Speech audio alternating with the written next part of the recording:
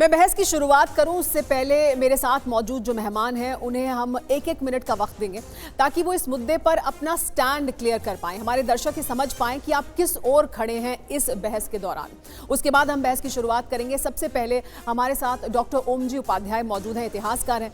Doctor ओम जी, आपके साथ हम शुरुआत करते हैं और आपको 1 मिनट का समय देते हैं टाइमर के साथ। आप अपना स्टैंड क्लियर करें कि आप इस मुद्दे पर किस तरफ खड़े हैं। देखिए, भारत के इतिहास में जो सबसे क्रूर, आतताई, दुर्दांत शासक हमें इतिहास की पुस्तकों में मिलता है वो औरंगजेब है। इसमें मुझे कम से कम इतिहास के एक विद्यार्थी के रूप में कोई संशय नहीं है। जिसने अपने पिता को तड़पा के मारा, जिसने अपने भाइयों को जिस तरीके से दारा सिकोह की हत्या करती है, अगर उसके आप विवरण पढ़ेंगे तो आप चकित हो जाएंगे। गोकुल की जिस तरह से उन्होंने जाट राजा जो था भरतपुर का, उसकी जिस तरह से हत्या की, जो 9वें गुरु थे गुरु तेग बहादुर, 5 दिन की भीषण यातनाएं जिस तरह से उनको देता है, जिस तरह से संभाजी को यातनाएं देके वो मारता है, और उसके बाद जिस तरह से उसने लगातार 40 साल से अधिक, बल्कि 42 साल उसने देश के कोने कोने में हजारों मंदिरों को तोड़ा, मठों को तोड़ा। ये जो उसका काम है, या उसको सबसे क्रूर, निर्मम, बर्बर और आतताई शासक के रूप में स्थापित करता है। और परिवार, अगर व्यक्ति के रूप में भी देखें तो ना एक अच्छा पिता था, ना एक अच्छा भाई था, न ही एक अच्छा व्यक्ति तो कतई नहीं था। ऐसे व्यक्ति को महिमामंडित करना, इससे ज्यादा दुर्भाग्यपूर्ण कुछ नहीं हो सकता। मुझे लगता है मैंने 1 मिनट के अंदर अपनी बात जी हाँ, 1 मिनट का समय भी खत्म हो गया है। जुनैद हारिस साहब मौजूद हैं हमारे साथ, सीधे उनका रुख करते हैं और उनसे जानते हैं कि वो क्या कहना चाहते हैं इस मुद्दे पर। सर, आपका 1 मिनट शुरू होता है।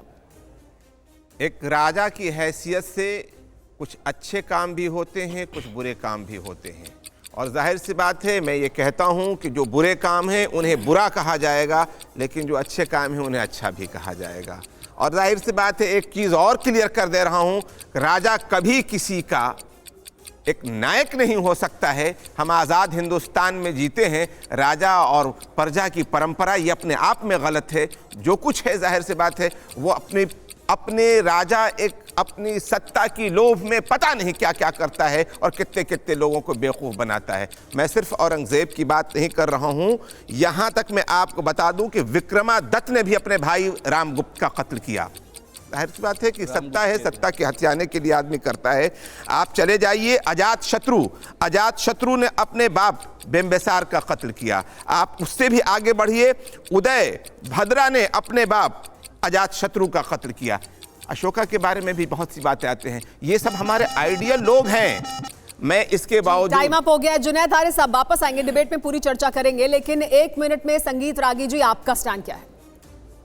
देखिए, वह एक बर्बर, मलेच्छ, विधर्मी, आताताई, एक फैनेटिक इस्लामिस्ट था जिसने हजारों मंदिरों तोड़े, हजारों लोगों का बलात् धर्म परिवर्तन किया। एक मंदिर नहीं, और चाहे वो आप काशी विश्वनाथ का मंदिर ले लें, मथुरा का मंदिर ले लें, ऐसे एक नहीं हजारों मंदिरों का उसने ये किया।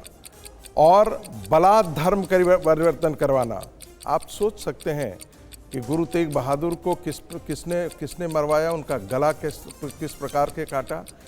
हमें इससे मतलब नहीं है, वो ठीक है, राजा के नाते उसने जो कुछ किया।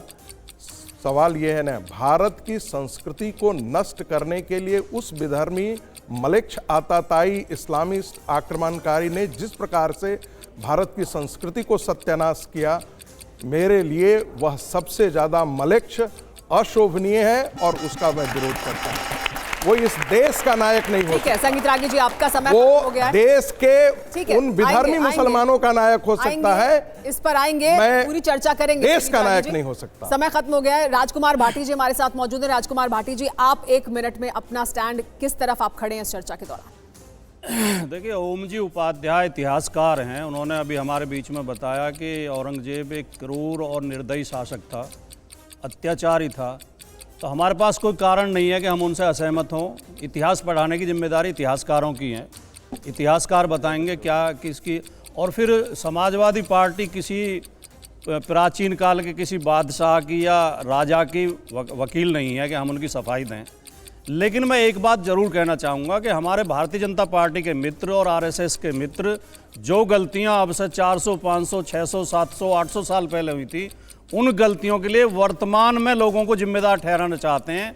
औरंगजेब जैसे शासकों का नाम लेकर, औरंगजेब जैसे शासकों का नाम लेकर ये हिंदू मुसलमान करना चाहते हैं, वो हमारे लिए नुकसानदायक होगा। हमें किसी एक औरंगजेब की गलती के लिए पूरे मुस्लिम समुदाय को दोषी नहीं ठहराना चाहिए। और इनके लिए सारे मुसलमान मुगल हैं। मुगल आए हैं 1526 में, उससे पहले भी अगर मुगल आए थे, बाबर आया था, तो बाबर की लड़ाई किससे हुई थी? इब्राहिम लोदी से। Time up.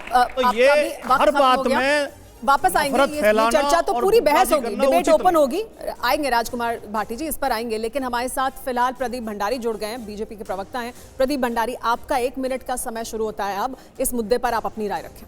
सुमेरा जी, बात औरंगजेब की जब की जाती है तो वो मानसिकता है जो आक्रांताओं की मानसिकता है, जो भारतीय सभ्यता के विरुद्ध मानसिकता है। आज इंडिया अलायंस के नेता राहुल गांधी, अखिलेश यादव, ममता बनर्जी का आप एक स्टैंड या एक स्टेटमेंट दिखा दीजिए जो औरंगजेब के विरुद्ध है। ये 2 बार महाकुंभ को मृत्यु कुंभ कह सकते हैं, सनातन को डेंगू मलेरिया एड कह सकते हैं। जो औरंगजेब को जस्टिफाई करता है वो 40 लाख से ज्यादा हिंदुओं की हत्या को जस्टिफाई करता है, वो जजिया को जस्टिफाई करता है जिसमें मुसलमानों के अलावा किसी भी दूसरे धर्म के ऊपर टैक्स लगाने को जस्टिफाई करता है। जो औरंगजेब को जस्टिफाई करता है वो हमारी मूल संस्कृति को के खिलाफ जाता है। ये बात हिंदू मुसलमान की नहीं, हमारे लिए अब्दुल हमीद और एपीजे अब्दुल कलाम जो है वो हमारी संस्कृति है, इनके लिए औरंगजेब बाबर इनकी संस्कृति है। ठीक है, प्रदीप भंडारी जी ने अपना स्टैंड रखा। अब हम रुक करेंगे सतीश प्रकाश जी का। सतीश प्रकाश जी हमारे साथ मौजूद हैं। सतीश जी, आपका क्या स्टैंड है? आपका 1 मिनट का समय शुरू होता है। देखिए, इतिहास में बहुत सारी खामियां हैं और इतिहास से सबक लेने की जरूरत है। उन खामियों को दोहराने की आवश्यकता नहीं है। अगर औरंगजेब खलनायक है तो उसके 2 पैमाने जो सबसे महत्वपूर्ण है कि औरंगजेब ने अपने समय में अपने राज्य की जनता से सबसे ज़्यादा कर वसूले। अगर सबसे ज़्यादा कर वसूल करके अगर औरंगजेब खलनायक है तो वर्तमान सरकार को भी इस बात का जवाब देना पड़ेगा कि आज भारत की जनता सबसे ज़्यादा कर देती है।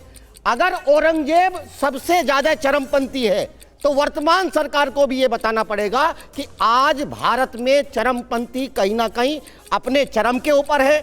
अगर औरंगजेब ने बहुत सारे मंदिरों को गिराया तो ये भी इस भारत का इतिहास है। इस भारत के इतिहास में दर्ज है कि लाखों बौद्ध मठों को मिटाया गया, तमाम जैन मंदिरों को लुटाया गया। जैनों के टाइम में भद्रबाहु को यहाँ से भाग करके जाना पड़ा, ये भी सच है। दूसरी बात, समय खत्म हो गया। जी, समय खत्म हो गया, वापस आते हैं। आप डिबेट को हम ओपन कर रहे हैं, डिबेट की शुरुआत करेंगे। हमारे साथ सभी मेहमान मौजूद हैं, उनका क्या स्टैंड है वो उन्होंने सामने रख दिया।